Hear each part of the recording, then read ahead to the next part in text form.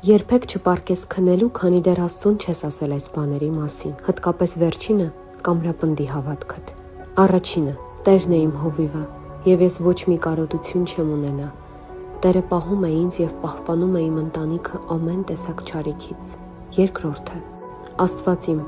շնորհակալ եմ քեզ այն տան համար, որ ունեմ, եւ նրա համար, որ ամեն օր բնակվում ես այդ տան մեջ։ Երբ պառկում եմ, ես հանգիստ կարողանում եմ քնել, քանի որ Տիրոջ խաղաղությունն է, որ լցնելով իմ տունը, տալիս է ինձ հանգստություն ու օրհնված գիշեր։ Երրորդը. Ես գիտեմ, որ Աստված հոգ է տանում ինձ համար, ուրեմն մի կողմ եմ դնում ամեն տեսակ անհանգստությունները ու հավատում եմ,